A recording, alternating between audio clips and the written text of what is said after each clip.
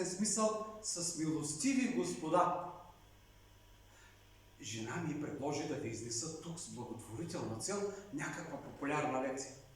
Но какво пък? Като е рекла лекция, нека бъде лекция. В края на краищата на мен ми е все едно. Аз естествено не съм професор и нямам никакви научни знания, но въпреки това ето вече 33 години непрекъснато, дори бих казал в ущръб на собственото си здраве и прочие, работя над строго научни въпроси. Размишлявам, даже понякога пиша. Представете си, научни статии. Тоест, не чак научни, ами тъй, извинете ме за израза, уж нещо като научни. Между другото, тия дни написах огромна статия озаглавена "За вредата от някои насекоми". Дъщерите ми много я харесаха, особено онази част за дървениците и хлебарките. Но аз я прочетох и я скъсах. Все едно, колкото и да пишеш, без препарат за насекоми няма да мине. У дома дори в пияното имаме дървеници и хлебарки. За тема на днешната моя лекция си избрах, така да се каже, вредата, която носи на човечеството употребата на тютюна. Самият аз пуша, но жена ми нареди днес да ви говоря за вредата от тютюна и следователно няма място за повече приказки. Щом като е рекла да бъде за тютюна, на мен в края на краищата ми е все едно. А на вас, милостиви господа, предлагам да се отнесете към днешната моя лекция с необходимата сериозност, инак тук виж станала някоя беля. Ако пък някой се плаши от суха научна лекция, ако някой му не хареса, може да не ме слуша и да си върви. Особено моля за внимание тук присъстващите госпожи и господа лекари, които могат да извлекат от лекцията ми много полезни сведения, защото тютюнът, освен неговите вредни действия, също така се използва и в медицината. Така, например, ако затворим една муха в табакера, тя ще умре. Вероятно от нервно разстройство. Тютюнът е предимно растение. Когато чета лекция, обикновено намигам с дясното око, но вие не ми обръщайте внимание. Това е, защото се вълнувам. Аз съм твърде нервен човек, общо казано, а с окото започнах да намигам в деня, в който жена ми роди, така да се каже, нашата четвърта щерка Варвара. 13 септември. Всичките ми дъщери са раждани на 13 число. Впрочем, поради ограниченото ни време, нека не се отклоняваме от темата на лекцията. Трябва да ви кажа, че жена ми държи музикална школа и частен пансион. Не чак пансион, ами тъй нещо подобно. Нещо нас казано, жена ми обича да се оплаква от недоимък, но все пак е поскътала нещичко. Например, около 40-50 хиляди, а пък аз нямам нищо. Нито пукнат грош. Какво да ви разправя? В пансиона съм нещо като отговорник по домакинската част. Аз купувам продукти, държа под око прислугата, отбелязвам разходите, отшивам тетрадки, сребвам дървеници, разхождам кучето на жена си, ловя мишки. Снощи, например, имах задължението да дам на готвачката брашно и масло, защото трябваше да приготви блини. Тъй, че с една дума, днес, когато блините вече бяха изпечени, жена ми дойде в кухнята да каже, че 3 от нашите възпитанички нямало да ядат блини, понеже сливиците им са се надули. И така се оказа, че сме изпекли с няколко блини в повече. Според вас, как трябваше да постъпим? Отначало жена ми нареди да ги сваля в зимника. Цепне помисли и рече: "И аз си ги сам бостанско плашило такова." Когато е в лошо настроение, тя ме нарича или бостанско плашило, или змия, или сатана. Какъв сатана съм аз? Тя винаги е в лошо настроение. И аз не изядох блините, ами ги нагълтах, без да ги дъвча. Защото непрекъснато съм гладен. Вчера, например, не ми позволи да обядвам. Тебе, вика бостанско плашило такова, защо трябва да те храни? Ние обаче се повлякохме и до нея се отклонихме от темата. Нека да продължим. Макар че, естествено, сега с по-голямо желание бихте чули романс или симфония някаква, или пък ария. Това откъде беше, вече не си спомням.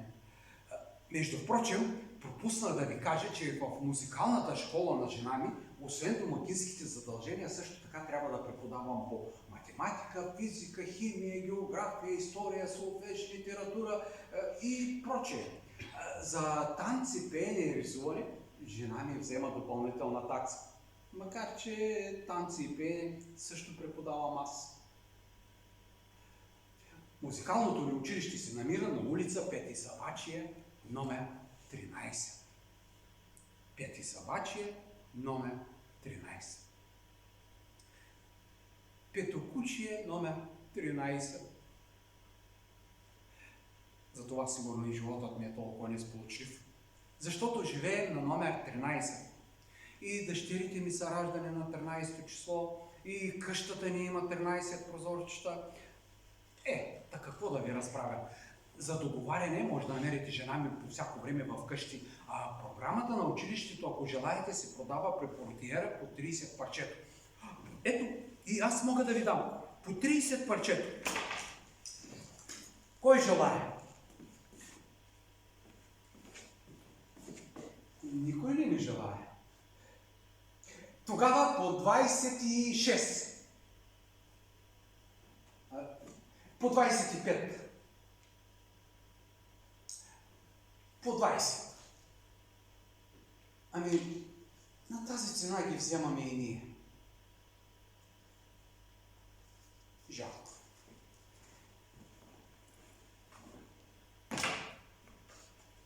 Да, номер 13. В нищо не ми върви. Остарях, оглупях. Ето, чета ви лекция, изглеждам весел, а отвътре така ми напира да викна с пълно гърло или да полетя някъде през 9 земи в 10. И няма на кого да се оплачеш. Чак на крясък те избива. Ще кажете, ама дъщерите? Какво дъщерите? Аз им говоря, те само се смеят. Жена ми има 7 дъщери. Най-голямата Ана е на 27, най-малката на 17. Милостиви Господа, нещастен съм аз. Превърна се в глупак, нищожество. Но, действителност, пред вас стои най-щастливия баща. Действителност, така трябва да бъде и аз не смея да говоря иначе. Да знаехте само, преживях с жена си 33 години. И мога да кажа, че това бяха най-хубавите години от живота ми. Не чак най-хубавите, ами те и въобще. С една дума, те отлетяха като един щастлив миг.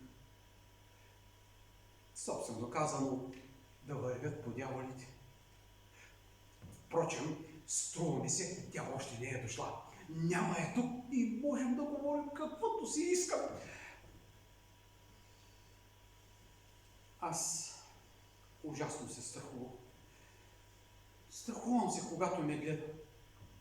Да, това казвам.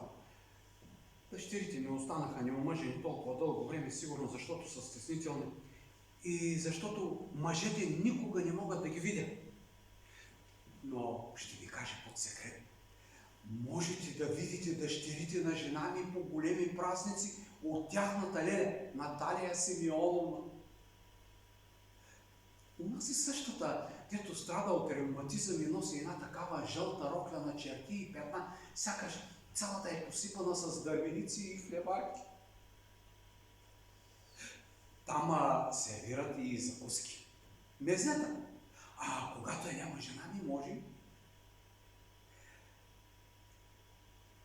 ви кажа, че се напивам само от една чаша. И тогава на душата ми става хубаво. И същевременно толкова тъжно, че нямам думи да го изразя. Припомням си, кой знае защо младите години и кой знае защо ми се иска да избягам. Ах, да знаете как ми се иска да избягам, да зарежа всичко и да бягам без да се обърна. Накъде?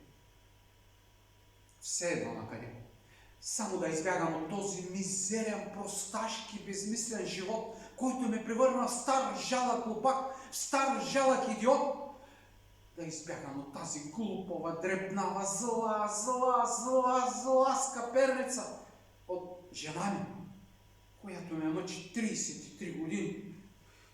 Да избягам от музиката, от кухнята, от парите на жена си, от всичките тия глупости и простащини и да спра нейни далече в полето. И да стоя там като дърво, като стълб, като бостанско плашило под широкото небе. И цяла нощ да гледам тихата ясна месечина над мен и да забравя. О, как бих искал да не си спомням нищо!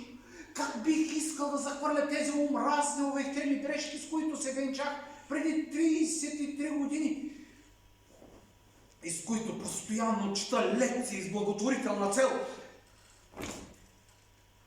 Нати.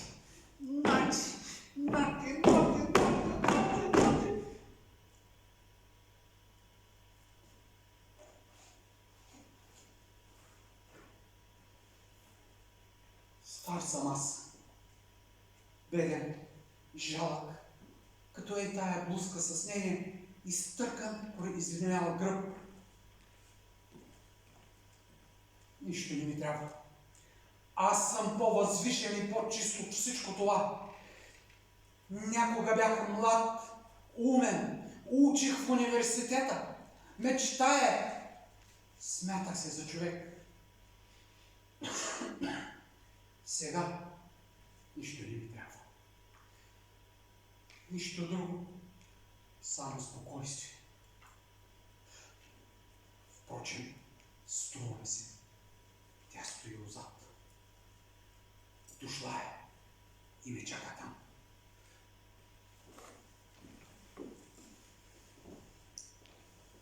Определеното време изтече. Ако ви попита, моля ви, умолявам ви, кажете и, че лекцията се е състояла, че бостанското плашило, т.е. аз, се е държало достойно. Тя гледа насам.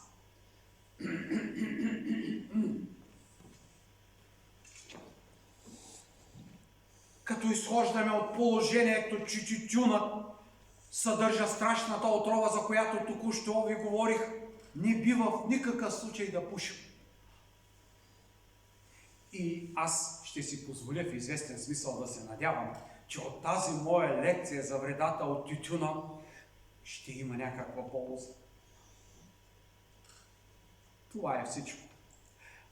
Dixi et animam levavi. Казах и си облегчих душата.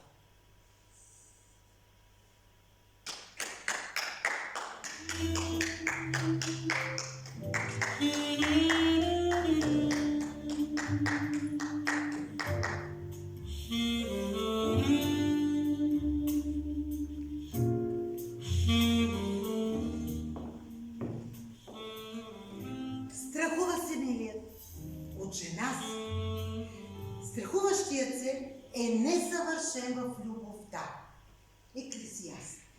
И само любовта може да победи страха. Пак Еклесиаст. Всички проблеми на този свят не са нито икономически, нито политически, нито социални. Те се случват поради липсата на любов. Любов? Любов. Любов. Любов. Любов. Ще говоря за любовта и за всичко всичко около нея, за любовта на чувствата, тази, която ни кара да виждаме слънцето дори и тогава, когато го няма, тази, която ни кара да плачем, тази, която ни измъчва, тази, заради която не си иска да умрем, и за онази, физическата, за секса. Защо? Защото израстваме изпълнени с страх, с недоверие към собственото си тяло. Много от нас са объркани, страхуват се от контакта с другия пол. Теоретически всички сме на висотата на 21 век. А на практика сигурни сме, че знаем всичко за сексуалността, благодарение на порнофилмите, които ни заливат всеки ден от всички страни. Чувстваме се големи майстори. Обаче не е така. По тази тема всъщност съществува голяма дезинформация, има непросветеност и мистификация. Не е достатъчно да гледаме по телевизията двама голи, които правят хърта-пърта по всяко време на деня и нощта.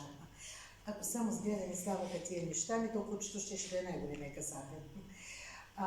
Ето, например, ставаш сутринта сънен, отпуснат, искаш денят ти да започне прекрасно и затова се правиш едно кафенце, сядаш на дивана, пущаш телевизор. Ами те вече са там! Хърта-пърта. Вече е гадно, ама досадно. И не нужно.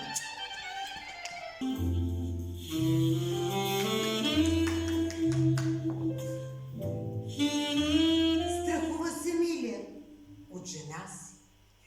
Страхуващият се е несъвършен в любовта. Еклесиаст. И само любовта може да победи страха. Пак Еклесиаст. Всички проблеми на този свят не са нито икономически, нито политически, нито социални. Те се случват поради липсата на любов. Здраве! Това чува ли са? Къде не се чува, че?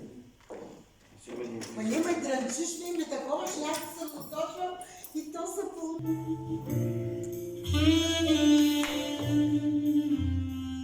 Страхува се Милия от жена си. Страхуващият се е несъвършен в любовта. Еклесиаст. И само любовта може да победи страха. Пак Еклесиаст. Всички проблеми на този свят не са нито икономически, нито политически, нито социални. Те се случват поради липсата на любов. Любов? Любов. Любов.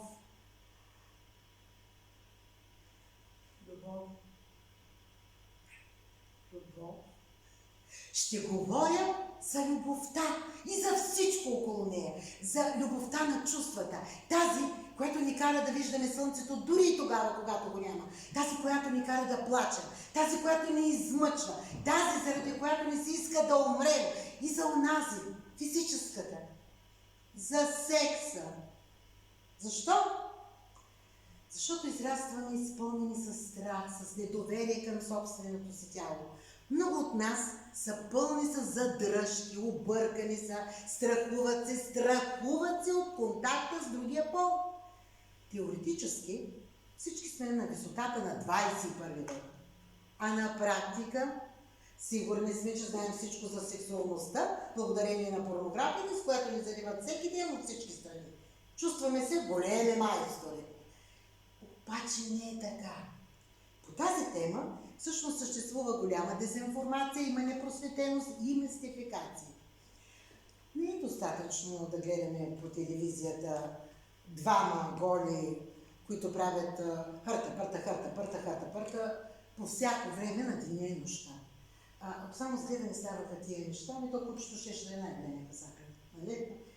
Ето, например, ставате сутринта, сънени, отпуснати, искате денят ви така да започне прекрасно. И с това си правите едно кафенце, сядате на дивана, пушате телевизор. И те вече са там.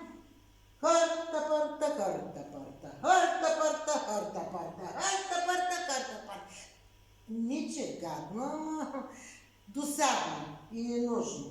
Сутринта. Порнофилмите не са достатъчни, за да се обясни секса на младежта. Между другото, не знам дали сте забелязали атрибутите на порноактьорите от тези филми. Те са твърде преувеличени. Например, езиците на момичетата от тези филми. Те такива едни дълги. Аз през целия си живот не съм виждала такива дълги езици. Според мен, те ги удължават. Да, слагат им импланти. То в днешно време импланти слагат навсякъде. Устни, скули, гърди, дупета. Въобще не можеш да срещнеш нормална, естествена жена. Почти всички са силикон. Пластмас. Но да не падаме духом. Искам да говоря за секса без вулгарност, без да звучи грозно, за да накарам майките да разберат, че трябва да говорят с децата си за секса деликатно, с респект, с уважение, но да се говори. Да се говори! Колко пъти сме могли да отговорим правилно и точно на смущаващите въпроси на подрастващите ни деца? Защото това не е част от нашата култура. Ето, например, едно момиченце в предучилищна възраст пита майка си. Мамо, какво е пенис? Майката гледа объркана, не знае какво да отговори. Хайде сега и ти дам с твоите въпроси. Върви да си играеш. Мамо, какво е пенис? Стига де! Ако не ми кажеш, утре ще попитам госпожата. Не, чакай. Аз ще ти обясня. Така, значи това е, казва се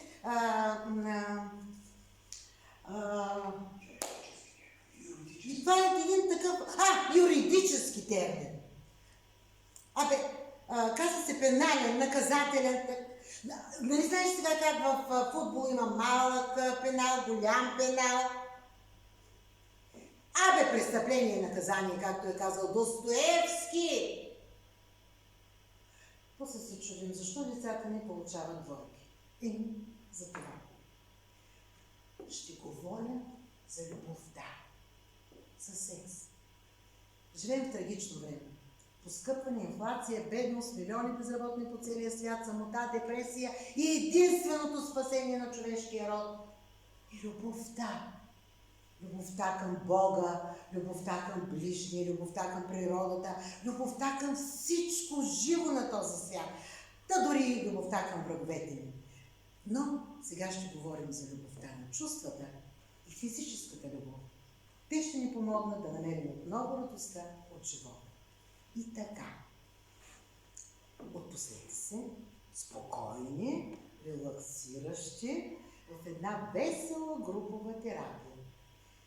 Липсата на познания по тази тема започва от много далече. Няма никаква информация даже в Библията, още от появяването на Адам и Ева. Не е известен техния любовен диалог, те са току-що създадени, почти не се познават, нищичко не знаят. Никой не ги е подготвил за нищо, още по-малко за любовта и секса. Запознайте се с първите ни герои. Ето е Ева. Първата жена в Вселената, която ни разказва на своя примитивен език за своите първи сексуални преживявания.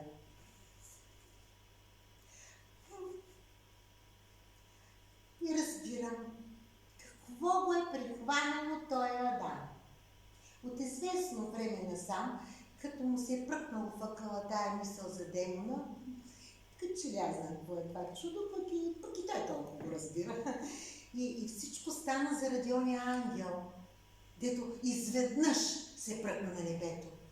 Твахва ръкатото с разперени крила, като се развъртя над нас, като някой голям мишелов и като се развика: бойте се от дявола, демона, дето се загнезва във всяко същество, облечено в красота. Щом го разпознаете, бързо го изгонете в неговия ад за наказание. изчезна, не се видя вече. И аз сега какво? Ма викам, това ли е начина да правиш съобщение, бе? Обче, като се развика Адам. Адам. Връщай се тук! Кое е такъв? Спри за моменти, бе! Дай ми обяснение! Ама, поне отлетя. И за той съобщение, бедният Адам, тъй някакво бъркано стана и започна да вика на мен. Ево, ма, който дявол демон. Не дейте да викаш, бе, Адаме, че ние сме сами на света и аз много добре те чувам. Трябва да е някой срещу Господа. Ама, къде е то Ево? Щото ония хвъркател рече, че се загнезва в всяко същество, облечено в красота. Значи, можехме да си е загнездил Ево. Викам те малко да го преспокоя. Че то може и в мен да се е заврял, бе, Адаме. Да, по-лесно е в тебе да си мушно, защото ония хвъркател рече облечено в красота. В мен? Значи аз може да съм демона, облечен в красота. Значи аз му се виждам красива, цялата пламна. Че почти припадна. Красива. Значи за него аз съм красива. Ох, и ми иде да му се хвърля на шията и да викам, да, Адаме, да, аз съм красивия, демон, не съм готова да те завлека в ада. Ада ли? Каквото и сега. Тупка. Тупка, на каква тупка? Сигурно някоя урва или някой затвор, дето го вкарва той дявол да го накаже. Хубаво ме нареди той хвъркатие. Пък и Адам навсякъде се дявола вижда, най-много в мен. И всички ме изгони от пещерата. Вън, нека върви си в твоя ад. Пусни ме, бе, Адаме. Не съм аз дявола, кълнете се. Стъмва се, не мога да спя сама. Страх ме. Иначе, хич да ми не отговаря. Нещо като ми стекна за гърлото. Какво ли е то? Болка. За пръв път чувствам болката. Иди ме да заплача, ама една сълза ми излиза. Един възъл като ми стегнало гърлото, сърцето ми на буца е станало, скрива се луната, звездите не се виждат и изведнъж ярка светлина разцепи небето. Заваля, затрещя, треперя. Камъкът се премести. Най-накрая Адам се показа. Лошо ми е. Адам ме вдига на ръце, внасяме в пещерата, бърши ме свеста, навсякъде ме бърши и ми шепне: Ево, ма! Пък аз думичка не мога да кажа, чак езикът ми е стръпнал. Ево, колко е хубаво името ми в неговата уста, развълнуван ме прегръща, притискаме, дишаме в лицето, ближе го, плаче, моя човек плаче. Едва не успявам да раздвижа пръстите и ръцете си и аз го прегръщам. И усеща, че нищо не подпира на корема.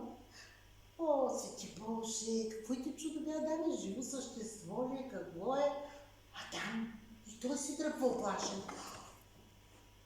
Хич, не знам, ево, оня ден пак го усетих, кога те вдигнах, като си играехме, и зато и те изгони. Ама какво въобще имам аз с това твое разклонение? Дето става живо и се бута навън. То се бута навън него само когато ти идваш. Особено когато се смееш и заради твоя мирис. Любопитно значи, заради смеха ми и заради мириса ми. Дали някой болест бе, Адаме? Не ме боли. Напротив, само ме смущава и една топлина ми изпълва чак в главата. Топлина в главата? Значи, няма да е нещо естествено. Мисля, че това е работа на дявола. Да, ево. Това ще е дявола, облечен в красота. Ей! Чак пък такава красота! Ми той очи няма. Ясно. Дявола е сляп. Че какво си кажа, че тогава след не ме вижда? Сигурно любовта е сляпа. Любовта? Любовта? Откъде ти дойде тази сладка дума в устата? Адаме, хищ до сега не съм я чувала. Даме, те ми дойде, ма ми иде да викам любов, любов, любов. И аз не даме. И мене ме хваща същата лудост. И пак се прегърнахме. Усещаш ли го този дявол как се бута? Къде иска да се набута, бе, Адаме? Остави го, остави го, остави го. Ево пък да видим къде ще се набута. Боже ми, той отива там долу. Промъква се. Въздухът ме спира. Ево, неща да те убия. Ама започвам да мисля, че адът е скрит в тебе. И аз, Адаме, мисля, че адът е скрит в мен и много добре знам къде е това място в моето тяло, където адски огън гори. Ево, трябва да послушаме ангела, който ни каза, щом го разпознайте дявола, бързо го изгонете в неговия ад за наказание. Да го накажем, дявола, да го накажем, да го накажем. Навън мълни раздират небето, вятърът прегъва земята и те се убиват и прегръщат с въздишки като нас, морето водата кипи, даже животните си се смълчали. Само ние двамата се не видим. Боже, Господи, ако дявола на Адам намира толкова луда радост като мен с моя, то тогава нека се блъска и полудява. Толкова съм объркана.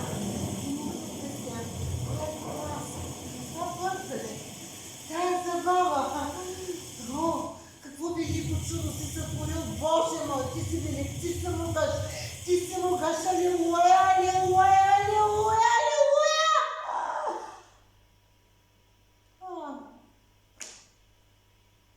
Също и ами.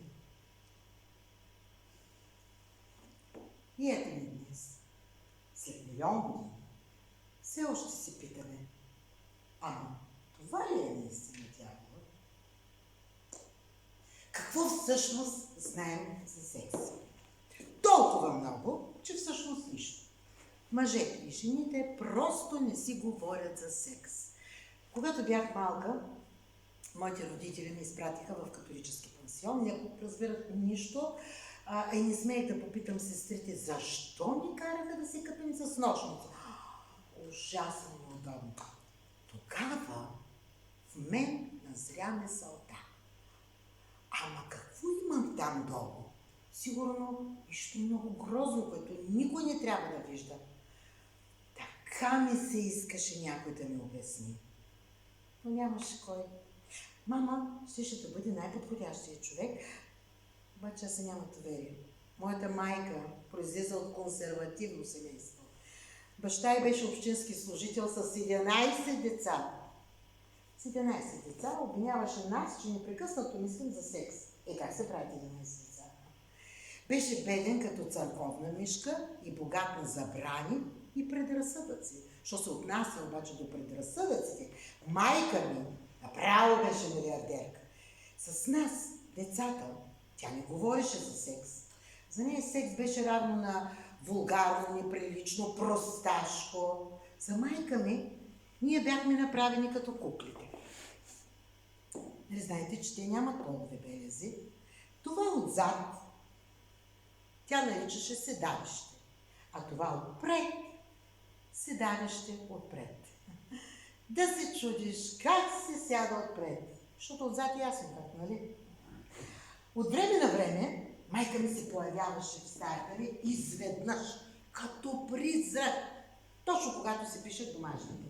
Аз иначе бях много послушно, добро момиче. Та майка ми се появяваше изведнъж с онзи израз на лицето, който всички майки имат в тържествени моменти, и глас, ама какъв глас! Като че ли гласа на Бога викаше: внимавай, момиченце, че мъжете искат само това нещо там. И никога не каза кое нещо. И като ме хвана един страх,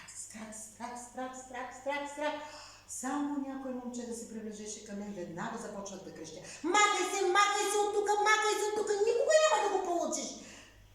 То, кое е? Аз. Не знам кое е. По вина на майка ми пропуснах толкова много от това време. Единствените неща, които знаех за секса, ги научих от една приятелка, една хитруша на моята възраст. Веднъж тя ми каза: много съм уморена. От какво път си толкова уморена? Правих любов. Какво прави? Любов! Боже! Като че ли пък аз знае какво това нещо. И с кого прави любов?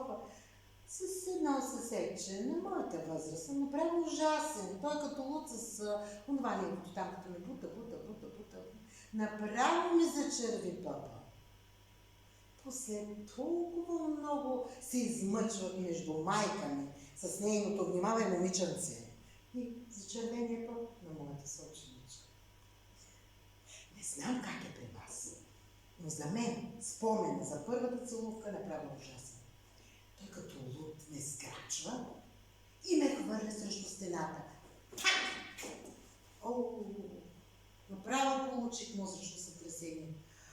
И с всичките 24 ръце, каквито едно такова момче има, се опитва да ме опитва отгоре до долу, отдолу нагоре, отгоре надолу, долу нагоре долу. Боже, като че ли е стонакеши. И иска с език да ме целува. Да пъхне езика си в устата ми. В моята уста. Дето са ми вегетарианка на всичкото отгоре. Остави ме! Ай, ръцете ми така на пъп. Да не го зачервя.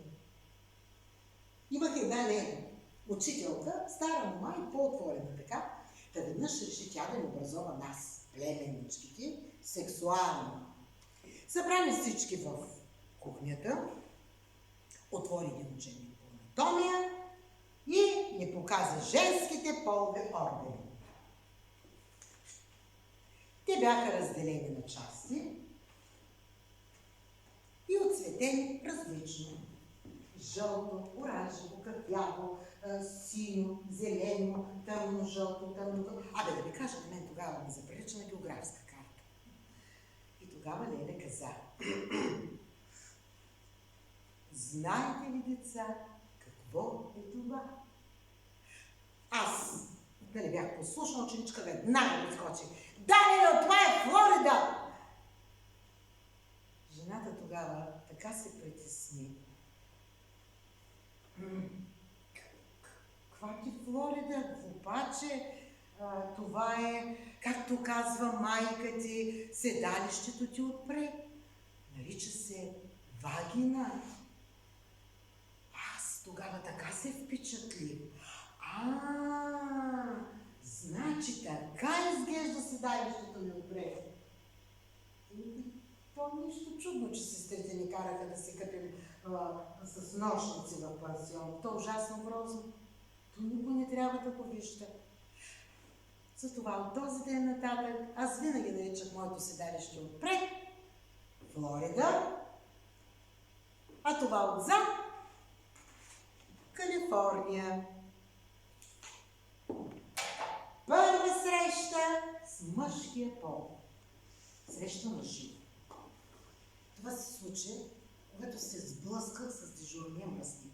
Знае ли сега някой от вас къде стои дежурния мръсник? Градските туалетни. Точно така, господине. Градските туалетни. Ето един господин, който вече го е виждал. Също така поглезите. И с какво е облечен дежурния мръсник? Естествено с шлифер. Даже и през август. Връщаме се веднъж с моите приятелки от училище и той вече е там. Момиченце, погледнете ме само. И цак! Шлиферът се отвори. Моите приятелки веднага ме викат: "Ти гледай натам, не гледай натам." Но вече те знаеха, нали? Аз обаче не бях послушна и примерно веднага погледнаха. Обаче той веднага цак! Затвори шлифера. Но това, което видях, ми направи ужасяващо впечатление. Под шлифера имаше нещо черно и от него изкачаше главата и проскубаната шия на една месиека. И аз си към моите приятелки: "Абе, той да не е луд да ходи с месирка в гащите, да не е Коледа! Боже, какъв ужас!" Скъпи мъже, и колко казвайте така изведнъж? Личтата просто ще се травматизира. Аз тогава така се притесних и спогносих, че от този ден нататък престанах да ям пилешко. Да, приключих с всички хвъркати и пернати. Втора среща. Вече по-близо. Аз съм на 17 и карам курс за медицински сестри в болницата. Един ден професорът нареди: "Госпожице, веднага донесете всичко необходимо в стая 37, за да поставим катетър." "Да, господин професор." "О, даже и реверанс направим." Обаче нямах никакво понятие какво е катетър. Сестринската стая ми дадоха някакви мистериозни неща. Влизам в стая 37. Пациентът 20 годишен. Професорът веднага ми каза: "Госпожице, дръжте и поставете." Обаче аз не знам как, но държа. Нали съм послушна? Ей, това послушание направо ми съсипа живота. Исках да умра. Хванах нещото с 3 пръста. Усещах го като надевичка между пръстите си. Забих в тренчен поглед без края. Треперех като лис. Бедното момче, като ме гледаше такава 20 годишна, как държи неговия, с 3 треперещи пръста, направи такава бурна реакция. Мисля, че никога повече в живота си не е получавала такава ерекция. Вие се смеете там, нали? Смейте се. Аз бях все още на нивото на главата и проскубаната шия на месирка. Когато усетих как тази наденичка оживява между пръстите ми, нададох такъв вик: "Боже! Помощ! Помощ! Помощ! Живо е! Живо е! Живо е!" Професора веднага разбра всичко и дойде и ми каза: "Госпожице, отпуснете се, спокойно, не треперете така, пуснете ме, пуснете." "Момче, дишай там, дишай точно така." "Момиче, пусни, не така да трепериш, бе, не. Дишай, момче, успокой се, пусни, дишай." "Фу правиш, бе, момче?"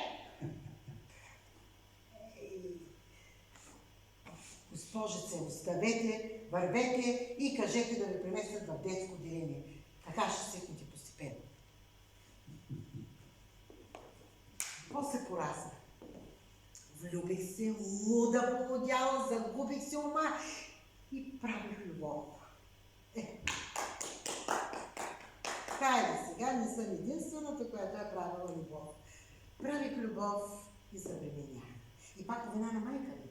Ако беше ми казала да не се държа ръцете на пъпа, ами една педе по-надолу, това нямаше да се случи.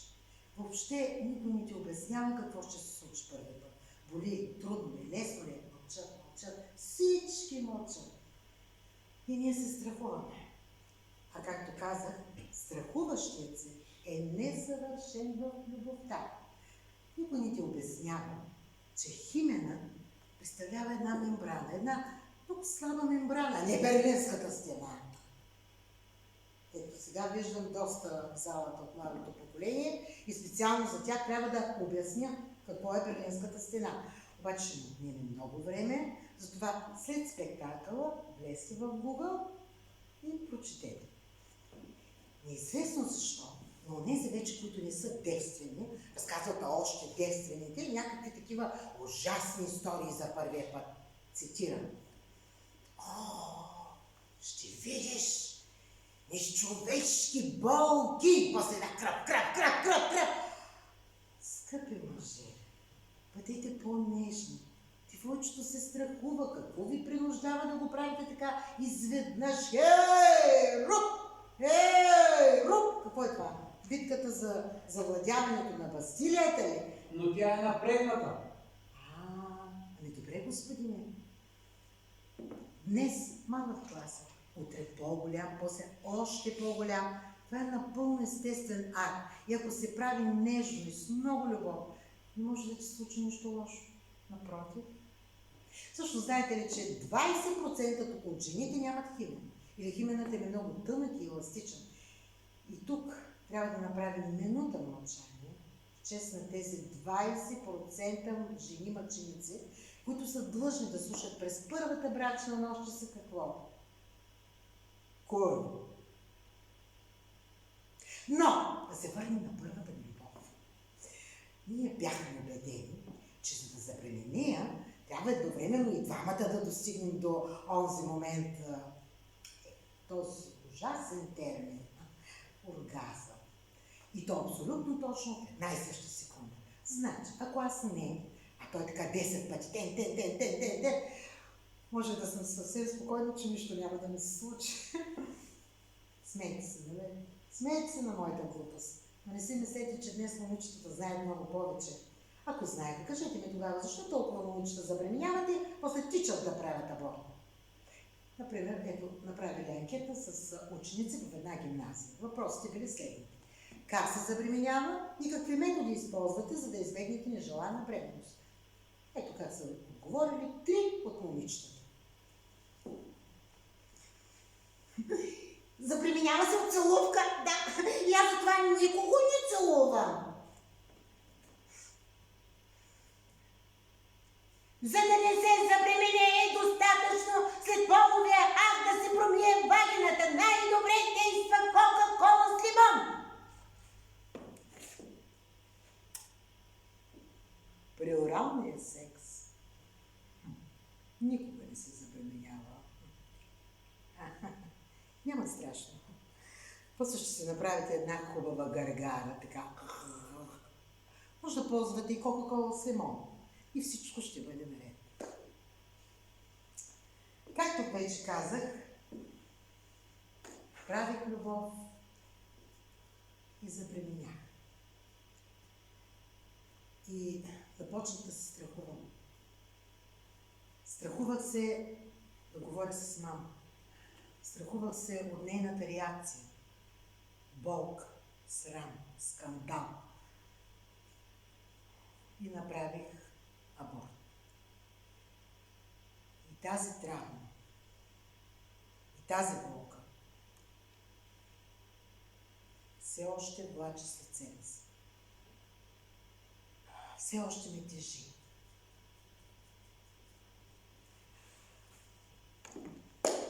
Скъпи жени, скъпи мъже, сега ще ви разкрия една тайна. Ние жените по време на първите ни сексуални отношения не чувстваме нищо. И какво правим? Хайде, ви сега някой знае ли в залата какво правим? Мълчите, нали? Добре, ще го кажа аз. Преструваме се. Не е чак толкова трудно. Мъжете са толкова уверени в своята прелест, своята потентност, че дори не могат да се го помислят. Цитирам. Кой бе? Да се преструва тя с мен, нали?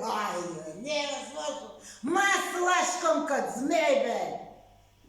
Скъпи мъже, сега ще ви дам ключа, с който ще можете да разберете дали вашата партньорка се преструва или достига до онзи момент оргазма. И така, скъпи мъже, в момента на истинския оргазъм, в този знаменателен момент, зениците на жената цак се разширяват. И момичета, вие вече знаете, че те знаят, затова ако правите любов и не чувствате нищо, просто си затворете очите или пък изгасете лампа. Обаче се молете в последната минута той да не извади от някъде някакво филерче и веднага отвори очите, да видя очите, отваря. И още нещо, скъпи мъже. В момента на истинския оргазъм, когато жената достигне върха на удоволствието, пръстите на краката й, цак, се изпъват. Ето така. Ако пръстите на вашата партньорка останат така,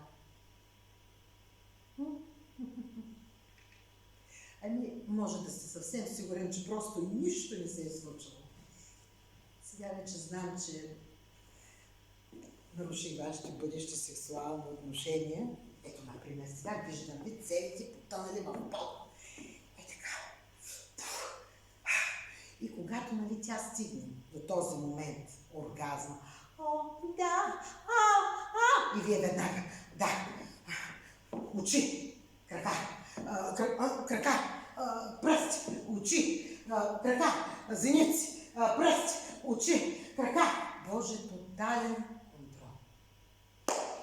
Както вече казах, първият път жената не чувства нищо. По-късно, когато двамата се опознаят, когато връзката се развие, жената може да бъде щастлива. Да се надява.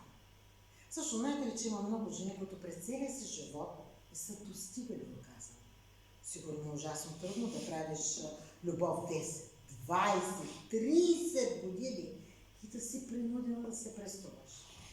Мили момичета, фригидността не съществува.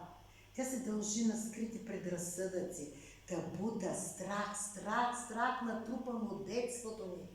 Мили родители, децата трябва да научават всичко за секса от вас, а не от улицата и порнофилмите. Ако едно дете е готово да зададе въпрос, то заслужава и е готово да чуе неговия отговор. Но да се върнем на фригидността. Как можем да я преодолеем? Първо и най-важно, като разкрием нашата сексуалност. Трябва да обичаме тялото си, а не да се срамуваме от него. Трябва да го познаваме, трябва да изградим доверие към партньора си. Въобще, оргазма е въпрос на култура. Една известна анкета, проведена преди повече от 60 години, ни уверява, че 45% от американските жени по време на секс симулират оргазъм. 45 на 100. С течение на годините този процент се е увеличил и сега той е над 60%. Американските сексолози са изследвали този проблем и са стигнали до заключението, че ако една жена успее да изиграе добре, правдоподобно, с таланта на голяма актриса, целият сексуален акт, включително оргазма, то след 3 години от чудо тя действително го достига. Затова в Америка откриват такива специални спортни зали, като тези за зумба, фитнес, аеробика, където преподават на жените как добре да изиграят сексуалния акт, включително и оргазъм. Една известна телевизия е заснела тези уроци и по-късно те ще бъдат пуснати по всички канали. Аз обаче имах щастието да гледам този филм. И сега, специално за вас, ще се опитам да ви го разкажа. Сигурна съм, че това ще обогати вашата фантазия и вашите бъдещи любовни преживявания ще бъдат изключителни. И така, представете си, че се намираме в спортната зала. Приглушена светлина, започва музика. Госпожи и госпожици, отпуснете се. Стигнете се по дължина на матряка.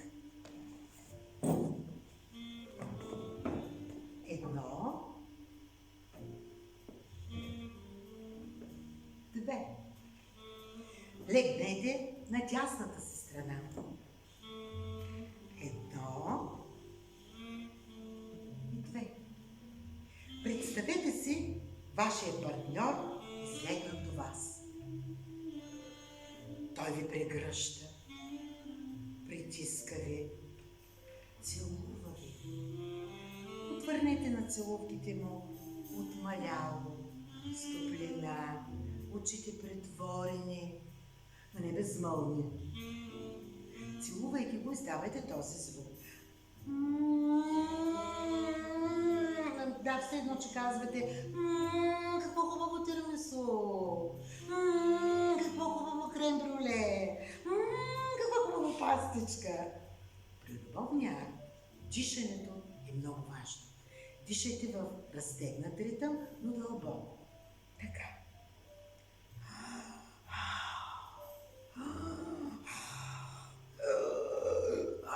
Не, това вече е като оригване. Внимание, момичета. Леко ускорявате дишането.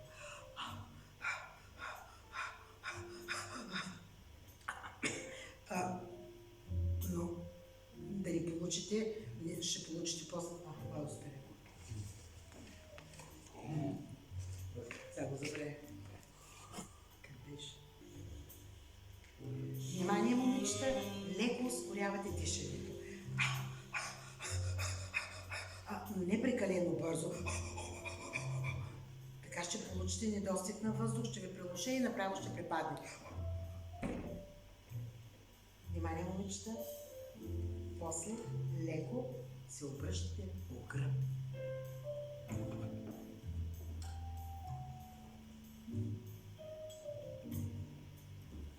Малко инициатива се харесва на мъжете, но не прекалено много, защото те веднага ще си кажат: о, не, тая е курва. А това въобще не се харесва на мъжете. После прехвърлете вашия партньор върху вас. Хоп, той е върху вас. Това е най-важният момент през сексуалния акт. Той започва да обладава тялото ви. Той започва да прониква във вас. 1. Проникнал. Накарайте го да се почувства като у дома си. Ах, че хубаво! Посрещнете го с празничен възглас. О, все едно казвате: о, добре дошъл, скъпи, как си? Искаш едно питие? И така, мили момичета, започваме всичко от начало с начални репертуари.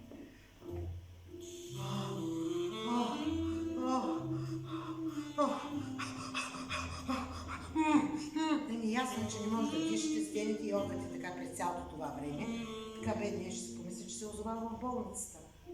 От време на време трябва да вмъквате по някоя дума от типа: о, не, това е твърде много. А много се харесва на мъжете.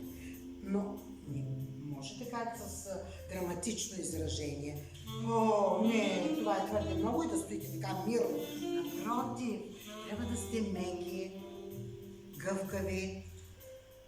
Главата ви не може да стои така блокирана, все едно, че имате цервикална артроза. Тук трябва да обръщате главата си върху възглавницата, например като лъва от филмите на Метро Голдуин Майер. И да броите до 8. И така започваме. 1,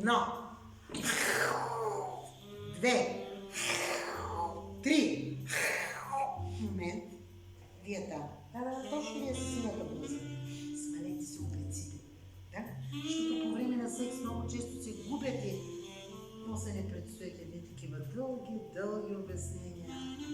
Продължаваме. 7, 8. Ясно е, че не можете да удрите главата си през цялото време на възглавницата и да мълчите. Така той ще си помисли, че сте получили епилептичен припадък. И хайде, виж го изчезнал. Трябва да шепне. Това прави шумица. Умирам. Много се отбелязва малката смърт. Но за Бога, нали, не може така с драматично изражение. Умирам! Умирам! Някои от мъжете тогава могат да кажат, трябва това ли се умира? Обаче пък вие му отвърнете, умира се. Тук може вече да зовете и майка си. Много се харесва на мъжете и винаги има ефект. О, майко! Майчице! Може с по-дълбок глас. Ето така, о, майко! Майчице! Религиозен полък също не излишен 6 пъти в крещендо. О, Господи, Господи, Господи, Господи, Господи, Дева Мария! Ураж, момичета, приближаваме големия финал. Повдигнете тази. 1. Добре опрени на петите. Ръцете добре разположени, залепени. Раменете добре разположени, залепени, ръцете свободни. Ето, това е временна позиция, не губете равновесие. В този момент трябва да се люлеете и да болите до 12. И така започваме. 1, 2, 3, ама не на глас, на ум. Стоп! Блокирате, облещате очи и му шепнете. Абе, ти кой си, бе? Много се харесва на мъжете и винаги има ефект. Обаче, нали, не е така с въпросително изречение. Ти кой си, бе? Защото той веднага ще каже, как кой си, ми бан съм, не ме ли позна? И хайде, биш го изчезнал и ви оставил на половината. Или момичета, започваме всичко от начало с началния репертуар.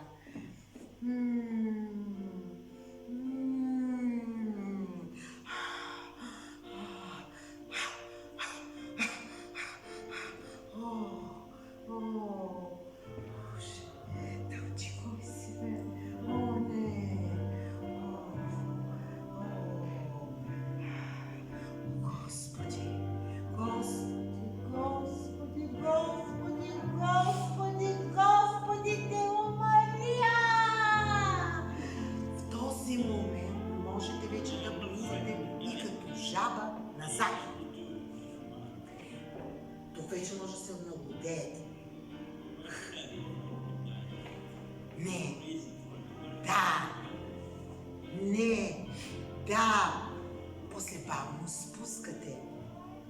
Сега вече садо, мазо, похотливо, сценарии, викове.